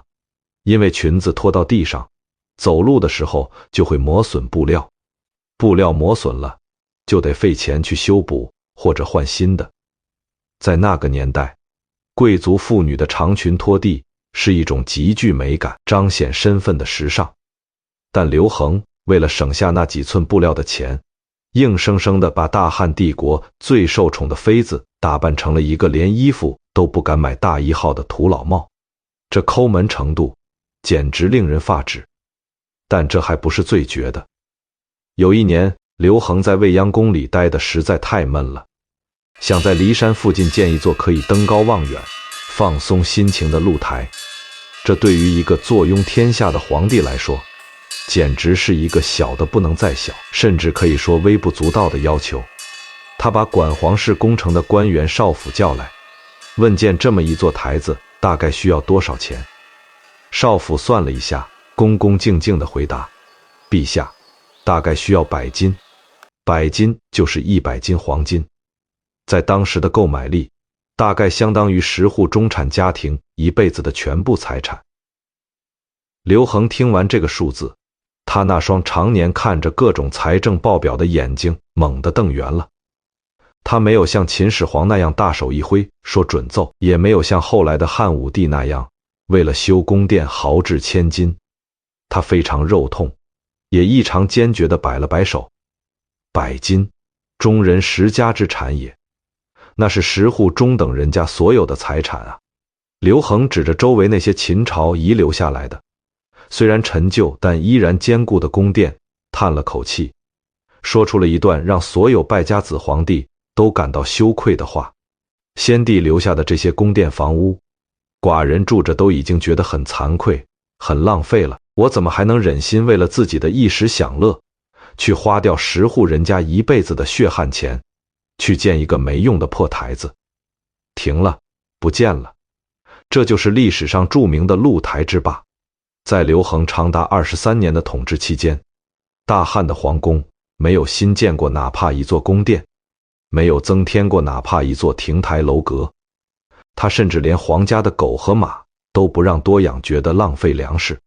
连皇帝出行的车架坏了，都是缝缝补补接着用。他把自己身为帝王的所有享受和欲望，像挤海绵一样压缩到了变态的最低限度。不仅活着的时候抠门，刘恒连自己死了以后怎么埋都精打细算到了极致。他亲自为自己选定了陵墓的位置霸陵，他下达了一道反常规、寒酸的修陵遗诏：霸陵山川因其故物有所改，就顺着这座山的自然地势去挖个洞，什么也不许改变，绝对不许像秦始皇那样动用几十万民工去堆土成山，去修建那种宏伟的封土堆，皆以瓦器，不得以金银铜锡为饰。陪葬的器物全部用最便宜的泥瓦罐子，绝对不允许用黄金、白银、铜、锡这些贵金属来做装饰。这就是历史上极其罕见的因山为陵，不起坟。作为中国历史上最强大的帝国的统治者，他宁愿自己死后长眠在一座外表看不出任何皇家气派的荒山里，宁愿自己的陪葬品连个土财主都不如，他也不愿意去劳民伤财，不愿意去增加老百姓哪怕一丝一毫的所役负担。他把一切能省下的钱全都省下来了。为什么要这么做？他是天生就有受虐倾向吗？当然不是。刘恒把自己抠成了葛朗台，目的极为单纯，也极为宏大，减税，给老百姓减税。他看着那些在秦末战乱中苟延残喘，刚刚恢复了一点元气的汉朝百姓，他知道老百姓太累了，如果不给他们喘息的机会，大汉的江山随时可能再次崩塌。他把皇室节省下来的每一分钱全都精准地贴补到了国家减免赋税的账本上。他刚登基不久，就下令将老百姓的田租从原本的15税直接减半，变成了30税1。这在当时已经是极其不可思议的低税率了。但是这位穿着粗布黑衣的皇帝做出了一个疯狂到直接震碎中国2000年封建财政史的决定。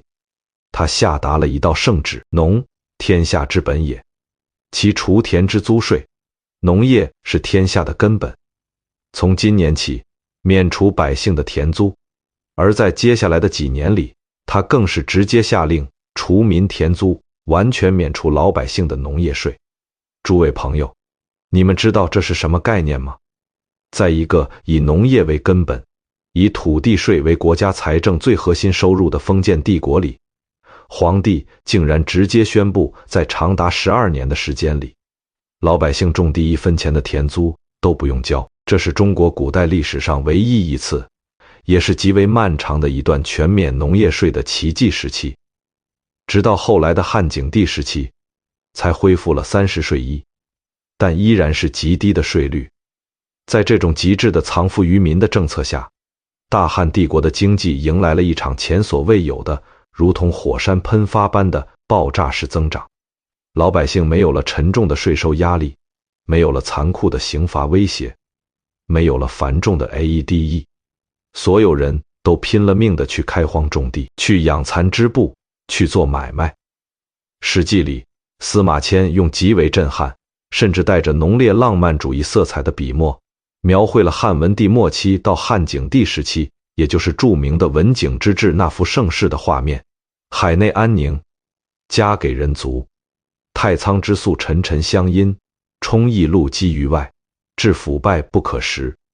国家的粮仓里，粮食多得堆不下了，新粮压着陈粮，最后甚至堆到了仓库外面，腐烂发霉都吃不完。京师之钱累巨万，贯朽而不可笑。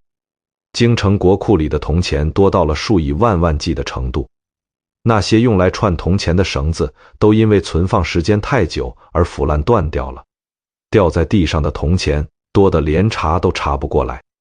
这就是汉文帝刘恒用他23年的极度节俭、极度隐忍和极其高明的无为而治，为大汉帝国，也为中华民族亲手缔造的第一座辉煌的太平盛世。他穿着最便宜的衣服，吃着最简单的饭菜，但他却把一个破败不堪的国家变成了一个极其富庶、极其强大，连粮仓和钱库都装不下的超级巨无霸。老百姓的日子是好过了，国库也充盈了。但是，作为大汉帝国的最高统治者，刘恒坐在未央宫里，看着那张大汉的疆域图，他却经常在深夜里惊出一身冷汗。这盛世的阳光虽然刺眼，但在阳光照不到的阴影里，埋着一颗他亲爹刘邦亲手种下的，足以把整个大汉帝国炸得粉碎的超级定时炸弹。这颗炸弹的名字叫同姓诸侯王。刘邦当年为了稳定天下，干了一件顺应时代但也非常短视的事情。他把那些跟他打天下的异姓王全都像杀猪一样清理干净了。然后为了让刘家江山万年长，他大笔一挥，把全天下最富庶、最广阔的土地关东地区，像切蛋糕一样分给了自己的儿子、侄子，甚至远房亲戚。这叫非刘氏而亡，天下共击之。刘邦以为只要天下都是刘家人当老板，那刘家的江山就稳了。但他完全忽略了人性的自私和权力的排他性。到了汉文帝刘恒这一代，这些被封在各地的诸侯王，比如齐王、楚王、吴王等，已经经历了10几年的发展。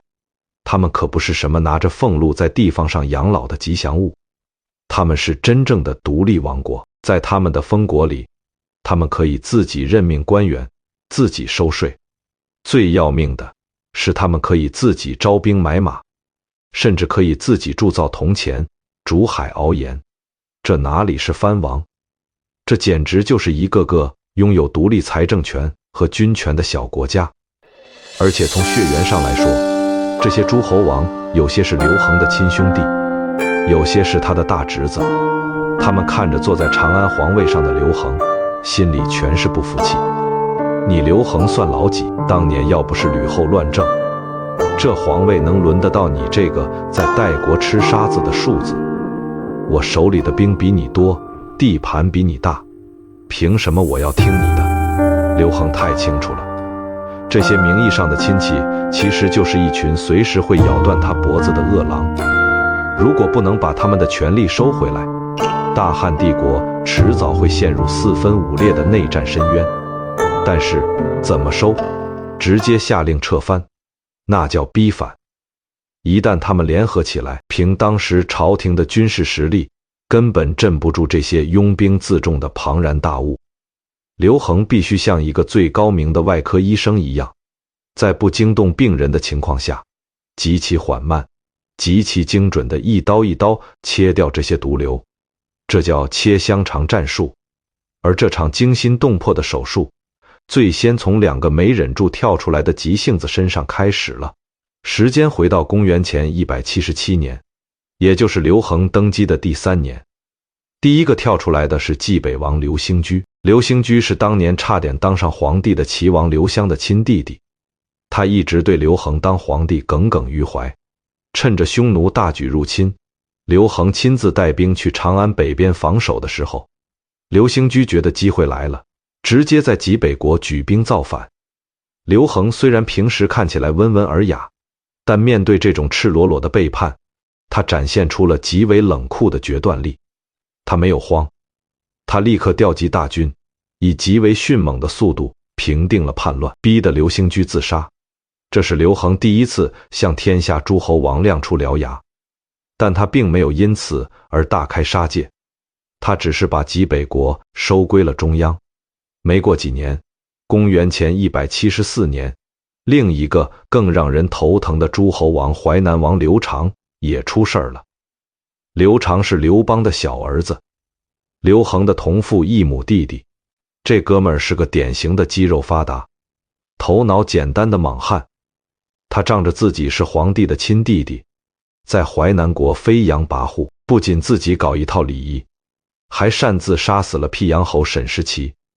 刘恒一直容忍他，直到有一天，刘长竟然和匈奴人暗中勾结，准备造反。这一次，刘恒没有再留情，他下令将刘长抓捕进京，废除了他的王位，将他流放到偏远的蜀地。刘长性格刚烈，在流放的路上觉得受了奇耻大辱，竟然绝食而死。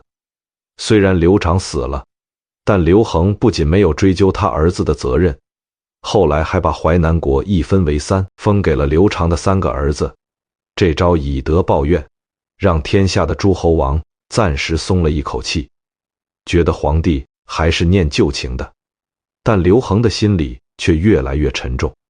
这2次叛乱虽然被迅速平定，但他们就像2声刺耳的警钟，向刘恒发出了最危险的信号：诸侯王的势力已经伟大不掉，如果不从制度上削弱他们，大汉的江山危在旦夕。就在刘恒为了削藩而苦苦思索，却又投鼠忌器的时候，一位被后世誉为中国历史上最耀眼也最让人惋惜的天才政治家，带着一份足以惊醒天下人的宏大奏折，惊艳地踏入了未央宫的朝堂。他叫贾谊。当时的贾谊年仅20多岁，是全大汉帝国最年轻、最有才华，也最具战略眼光的博士。刘恒极其欣赏他，在短短1年内把他从普通官员破格提拔为太中大夫，甚至打算让他担任公卿之职。贾谊也没有辜负这份知遇之恩，他看着那些飞扬跋扈的诸侯王，看着大汉帝国表面繁荣下的千疮百孔，他提起笔，写下了一篇中国政治史上著名的政论文《治安策》。在这篇奏折的开头，贾谊没有用什么阿谀奉承的辞藻，他直接用了3个极端，甚至有些大逆不道的排比句，狠狠地砸在了刘恒的脸上。臣妾为世事，可谓痛哭者1，可谓流涕者2，可谓长叹息者6。臣私下里思考当今天下的局势，有1件事让人痛哭流涕，有2件事让人落泪，有6件事让人长长的叹息。这简直是指着皇帝的鼻子说：大汉快完了，您还在做梦呢。贾谊在《治安策》里极其精准地剖析了诸侯王伟大不掉的致命威胁。他打了一个生动的比喻：现在的天下就像一个得了肿病的人，小腿比腰还粗，手指比大腿还粗。这种病如果不赶紧治，只要一动弹，腿就会折断，人就会死。那么怎么治呢？贾谊抛出了那个极为天才也极为超前的削藩终极理论：重建诸侯而少其力，多封诸侯王，但是缩小他们每个人的地盘和实力，把那些大国切碎，分成几个小国，把老国王的土地不仅封给长子，还要封给其他所有的儿子。这样一来，不用朝廷动用武力，他们自己的地盘就会越来越小，实力就会越来越弱，最后他们连造反的本钱都没有了。这就是后来被汉武帝发扬光大，彻底解决削藩难题的推恩令的雏形。刘恒看着这份奏折，他的内心掀起了惊涛骇浪，他太激动了。贾谊不仅说出了他心里最深处的恐惧，更是给他提供了一把锋利而且杀人不见血的手术刀。这小子简直是个旷世奇才啊！刘恒立刻下定决心，要重用贾谊，推行这项重建诸侯的削藩大计。但是，天才的悲剧往往不在于他的计策不够好，而在于他生不逢时，以及他低估了政治现实的残酷性。当刘恒把重用贾谊、准备削藩的想法透露给朝堂上的那些老臣时，一场猛烈甚至可以说是毁灭性的政治风暴瞬间席卷了贾谊。那些跟着刘邦打天下的开国老臣们周勃、灌婴、陈平等，他们极其愤怒，这毛头小子才20多岁，毛都没长齐，竟然敢对国家大事指手画脚。他想削藩，难道不是想削弱我们这些老臣的势力吗？洛阳少年初学，专权欲善事，是破坏诸事。这洛阳来的臭小子刚当官就想专权，想把国家搞乱。这些老臣们虽然在对付吕后的时候很团结，但他们本身也是既得利益者。他们害怕贾谊的激进改革会触动他们自己的蛋糕，更嫉妒这个年轻人受到皇帝如此极致的宠爱。于是他们联合起来，在刘恒面前疯狂地诋毁、排挤贾谊。刘恒坐在龙椅上，看着下面那些吹胡子瞪眼的老功臣，他陷入了极度痛苦的两难抉择。一边是他极为欣赏、提出了完美削藩战略的绝世天才，另一边是手握重兵，刚刚帮他稳定了皇位，如果逼急了随时可能造反的开国元勋集团。在个人的才华和帝国的平稳过渡之间，刘恒展现出了一个成熟帝王冷酷理智的一面，他选择了牺牲。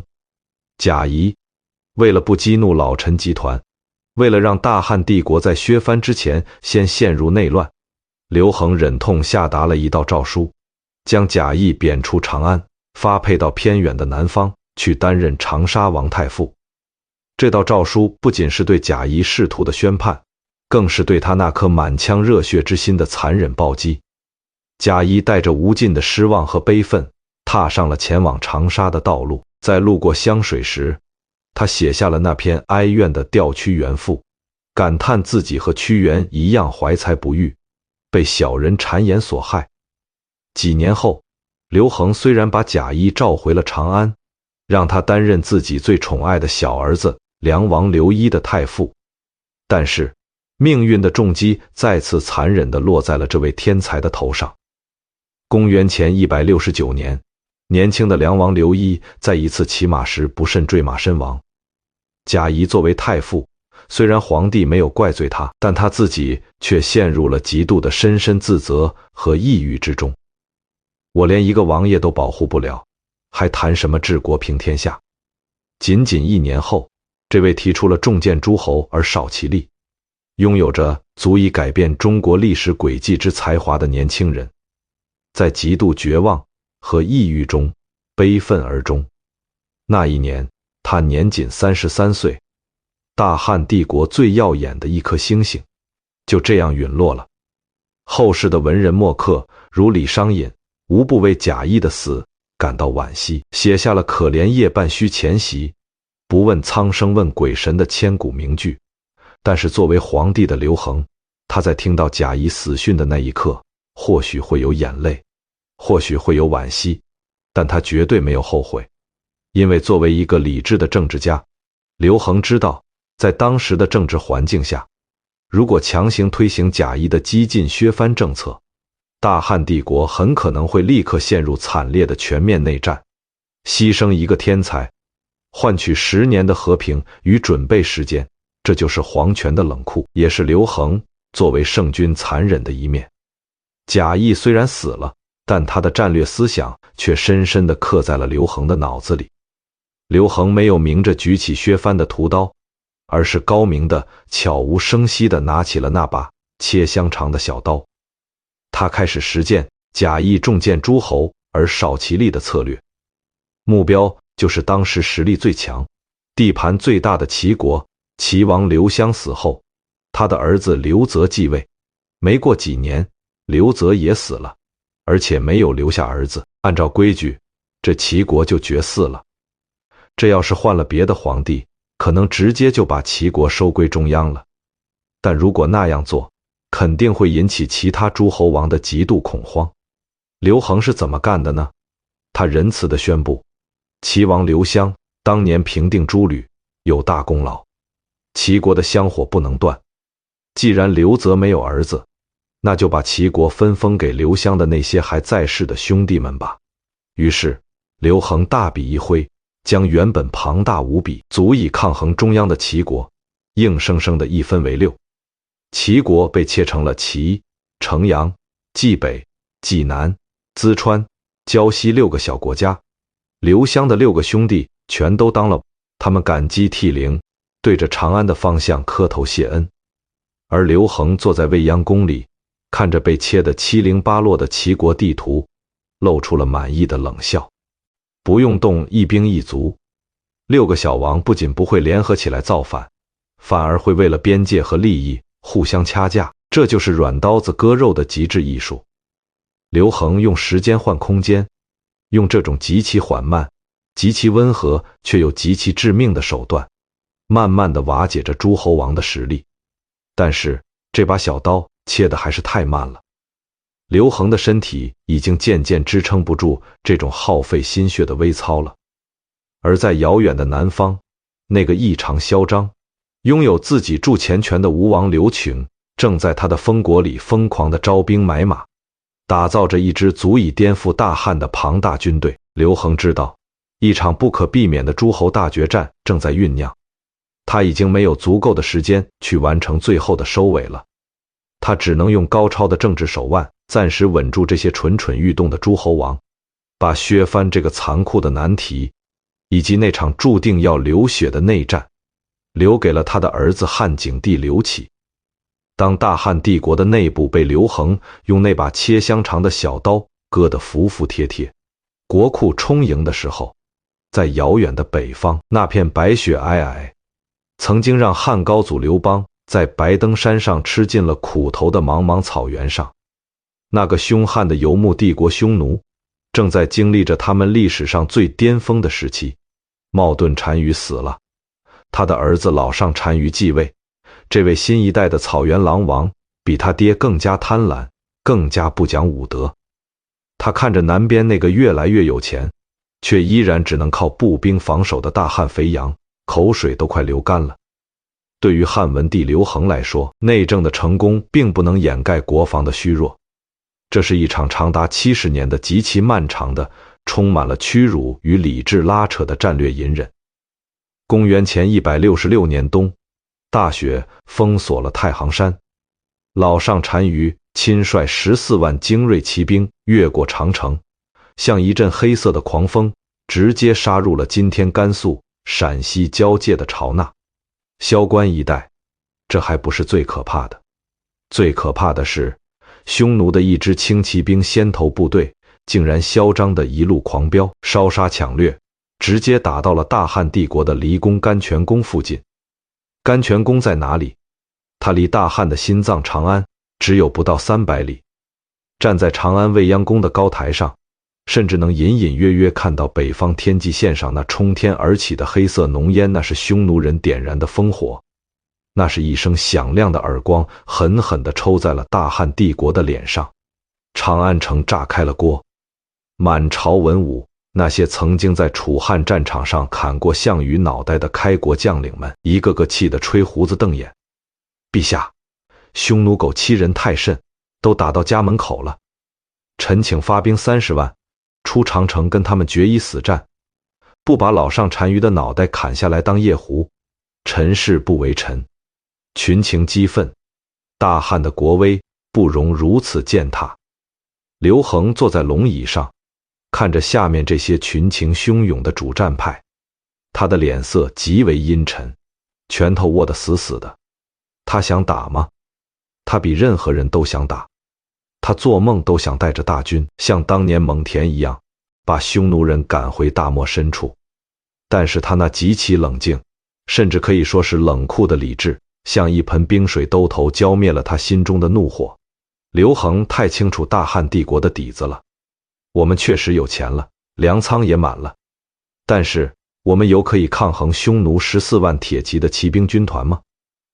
没有。如果现在派着几十万步兵去平原上跟匈奴人野战，那不叫打仗，那叫给匈奴人送人头。打输了，大汉这几十年的休养生息就全白费了，国库空了，底下的老百姓又要流离失所。那些刚刚被安抚下去的诸侯王，随时可能趁乱造反。这是一笔现实残忍的战略经济账。刘恒深吸了一口气，他强压下心中的屈辱，做出了一个软蛋的决定：不打，防守，继续和亲。刘恒不仅下令各路大军坚守城池，绝不出战迎击匈奴，他甚至还干了一件极度憋屈的事，他亲自给那位在甘泉宫放火的老上单于写了一封谦卑的国书。在这封信里，刘邦的儿子，大汉的天子，用了一种低姿态的兄弟相称。皇帝竟问匈奴大单于无恙。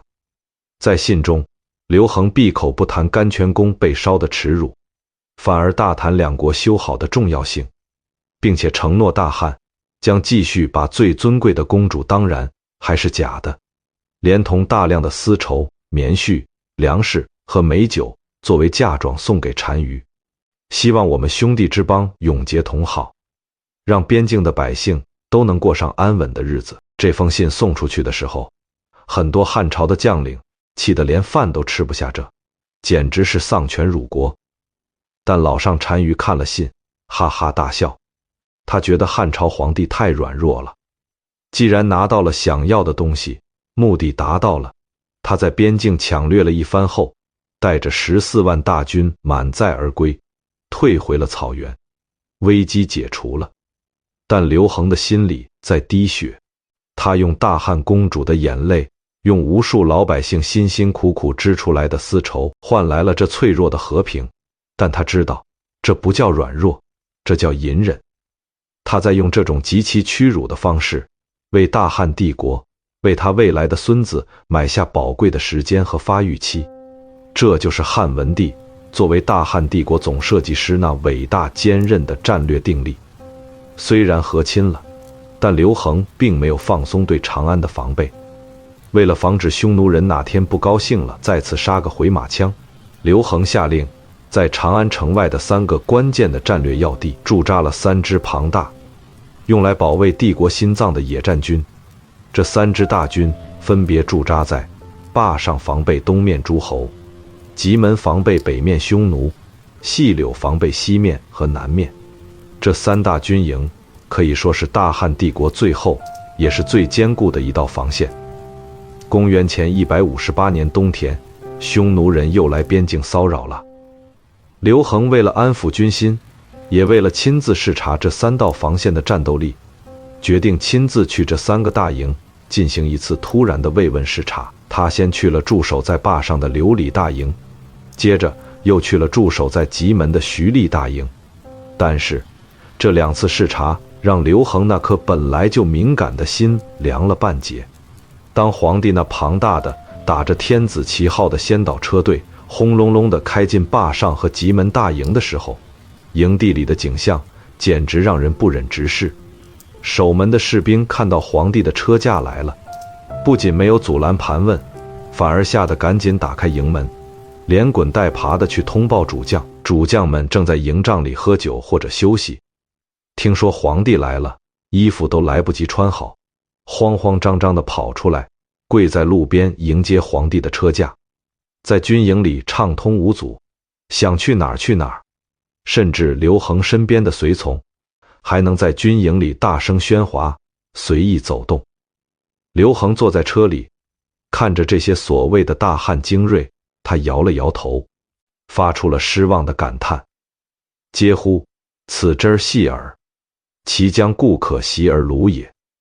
哎，这简直就是小孩子过家家，这算什么军队？如果匈奴人真的打过来，像他们这样毫无军纪，主将轻而易举的就会被敌人偷袭活捉。这两支军队看似人多势众，其实就是一盘散沙，根本不堪一击。刘恒的心里充满了极度的焦虑，大汉帝国的防线竟然如此脆弱。带着这种失望，刘恒的车驾缓缓地驶向了最后一个目的地细柳营。而在这里驻守的将领是当年那位被他关进大牢，后来又被他放出来的大汉太尉周勃的儿子周亚夫。一场足以载入中国军事史册的极其震撼也极其经典的阅兵名场面即将上演。当皇帝的先导车队带着天子的仪仗浩浩荡荡地开到细柳营门前时，带路的官员以为这里会像前两个大营一样大门敞开，守卫跪迎，但是他们惊愕地发现，细柳营那厚重的营门死死地关闭着。城墙上、营门口，所有的大汉士兵全副武装，身披重甲，手里的长戟在阳光下闪烁着冰冷的寒光。弓弩手把箭搭在弦上，拉成了满月，锋利的箭头竟然直直地对准了皇帝的先导车队。这哪里是迎接皇帝，这分明是准备迎敌的最高战斗状态。先导车队的官员怒了，大声呵斥：瞎了你们的狗眼！天子的车驾到了，还不赶紧打开营门迎接陛下！守门的军官没有下跪，也没有害怕，他站得笔直，冷酷地回答了一句大逆不道却又让人震撼无比的话：将军令曰，军中闻将军令，不闻天子之诏。我们周将军有令，在军营里，我们只听将军的命令，不听天子的圣旨。这句话简直就是一颗核弹。在皇权至上的封建社会，竟然有军队敢说不听天子之诏。这要是换了脾气暴躁的皇帝，这守门军官的脑袋立刻就得搬家。先导官员气得半死，但面对那些明晃晃的弓箭，他们不敢硬闯。这时候，刘恒的御驾终于到了。刘恒坐在车里，听着外面的汇报，看着那座如同铁桶一般散发着肃杀之气的细柳大营，他的眼中不仅没有愤怒，反而闪过了一丝不易察觉的深邃的狂喜。他没有发火，他极其按规矩地派人拿着皇帝的符节走到营门口，正式的通报皇帝要进营慰问将士。守门的军官看到符节，这才派人飞跑进去向主将周亚夫请示。过了一会儿，军官跑回来，大门缓缓打开。将军有令，请陛下入营。刘恒的车驾准备加速开进去，结果又被拦住了。守门的军官严肃地指着车夫说：将军有令，军中不得驱驰。在军营里，任何人不许纵马飞奔，不许车马疾行，必须慢慢走。皇帝的车队在这座小小的细柳营里，竟然连跑快一点的特权都没有了。刘恒不仅没有生气，反而极其配合地对车夫说：按他们的规矩来，慢点走。车队就像散步一样，缓慢地驶入了细柳营的中央大帐前。在那里，大汉帝国的最高军事长官之一，细柳营的统帅周亚夫终于出现了。他没有像其他将领那样早早地在路边脱下铠甲，跪在地上磕头。他全副武装，手里拿着兵器，威武地走到刘恒的车驾前。他没有下跪，他只是极其恭敬地行了一个军礼，用一种洪亮硬气的声音对坐在车里的皇帝说：借胄之事不拜，请以军礼见。臣穿着铠甲，戴着头盔，不方便下跪磕头，请允许臣用军人的礼节来拜见陛下。这就是中国古代军人最硬气也最震撼的高光时刻。在皇权面前，他坚守了作为一名军人最后的尊严和规矩。面对这位傲慢、不给皇帝面子的将军，刘恒的反应彻底彰显了他作为一代圣军极其广阔的胸襟和极其毒辣的识人眼光。刘恒不仅没有觉得被冒犯，他竟然从那舒适的座位上站了起来。他身体前倾，扶着马车前面的横木，以此来向这位穿着铠甲的将军表达自己崇高的敬意。刘恒温和地说：“将军辛苦了，朕只是来慰问一下将士们。”视察结束后，当刘恒的车驾驶出细柳营大门，在他们身后重重地关上时，随行的大臣们，那些习惯了皇权至上的官员们，全都大惊失色，纷纷向皇帝抱怨周亚夫的无礼和狂妄。陛下，这个周亚夫太跋扈了，竟然敢不把您放在眼里。刘恒转过头，他看着那些愤愤不平的大臣，发出了一声极其畅快、极其由衷的感叹。这句话成为了中国军事史上对一位将领最高的评价，嗟乎，此真将军矣。刘恒的心里那块一直悬着的大石头终于彻底落地了。他找到了，他终于为大汉帝国，为他那即将接班的儿子找到了一面坚不可摧的最后壁垒。有了周亚夫，大汉的长安稳如泰山。这位大汉帝国最优秀的总设计师，在经历了15年的隐忍、15年的算计、15年的节俭和15年的和亲屈辱之后，终于可以安心地准备交出他手里的那根指挥棒了。公元前157年，那位在未央宫里穿着粗布黑衣，一分钱掰成2瓣花，为了天下苍生操碎了心的大汉天子刘恒，终于还是没能熬过岁月的侵蚀。他在位23年，享年46岁。在这个并不算长寿的年纪，他走到了生命的终点。如果说他活着的时候用克制和隐忍的手段为大汉帝国省下了一座座爆满的粮仓，那么在他死前下达的最后一道遗诏里，他更是把这种克制发挥到了中国封建帝王前无古人后无来者的极限。在古代，皇帝驾崩那是天塌下来的大事，老百姓要服丧几个月，甚至1年半载，期间不准娶媳妇，不准嫁闺女，不准喝酒吃肉，不准杀猪宰羊，甚至不准大声说话。全国的经济和生活基本上要陷入停滞。但是刘恒看着床前那些哭哭啼啼的大臣，用极其虚弱却又极其清醒的声音口述了他那份震惊千古的遗诏：朕闻之，盖天下万物之萌生，靡不有死。死者天地之理，物之自然者，奚可甚哀。朕听说天下万物生下来没有不死的，死是天地的常理，是自然规律，有什么好悲伤的呢？当今之时事，贤家生而饿死，厚葬以破业，重服以伤生，无甚不取。现在的人都喜欢活着而害怕死亡，为了厚葬死人倾家荡产，为了扶丧伤了活人的身体，这种风气朕极其不赞同。刘恒下达了中国历史上最不可思议的几条治丧规定。第一，天下百姓只准哭3天，3天之后立刻脱掉丧服，该干嘛干嘛去。第二，不准禁止老百姓娶妻嫁女、祭祀神灵、喝酒吃肉。第三，送葬的时候，不准老百姓和官员在道路两旁光着脚哭泣。第四，后宫里那些没有生育过孩子的夫人以下的妃嫔，全部遣散回家，不让他们在宫里守活寡。这哪是皇帝的遗诏？这简直就是一个生怕给家里人添一点麻烦，生怕因为自己的离去而打扰了邻居休息的极其通情达理的邻家老爷爷的嘱托。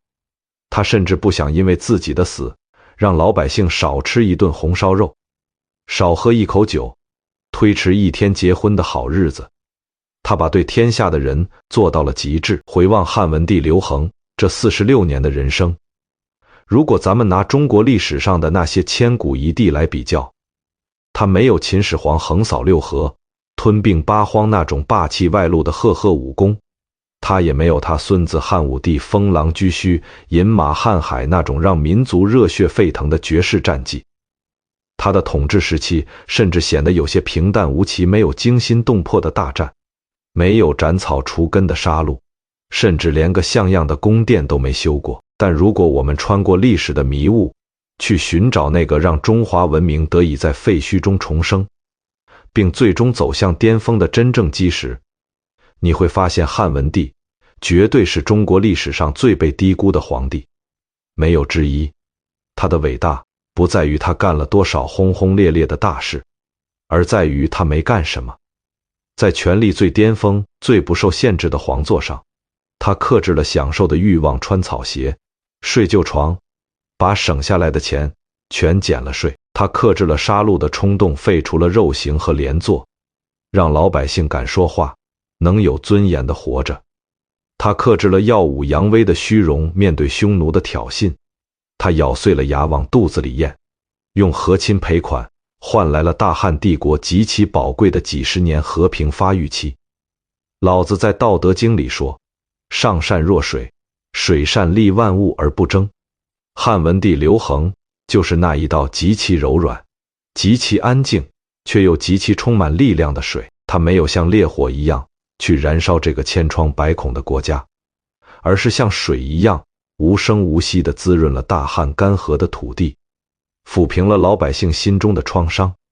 如果没有他这23年的抠门和装孙子，如果没有他给国家攒下的那些腐烂在仓库里的铜钱和粮食，如果没有他培养出来的周亚夫那样的无敌防线，后来的汉武帝拿什么去供养卫青，或去并那几十万远征大漠的无敌铁军，拿什么去把匈奴人彻底赶回老家？汉文帝用他一生的隐忍和克制，为大汉帝国铺就了一条通往最强盛世的康庄大道。他是一声虽不响亮，但却震耳欲聋的惊雷。好了，各位朋友，夜已经深了，霸陵上的草木2000年来春风吹又生。那个穿着粗布黑衣，连坟头都不肯起的大汉天子，早已引入了历史的长卷之中。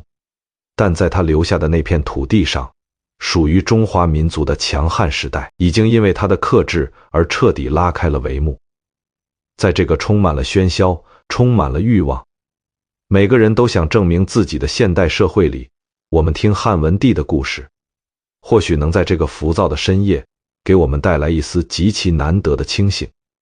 有时候，最高级的智慧不是拼命去占有，而是懂得适时的克制；不是张牙舞爪的去展示力量，而是能够平静地咽下委屈，去积蓄真正足以改变命运的底气。今夜，愿你能在这个喧嚣的世界里，找到属于自己的那份沉静与克制。愿你的隐忍终能换来明日的盛开。放下手机，安心睡个好觉吧。晚安，汉文帝。晚安，听故事的你。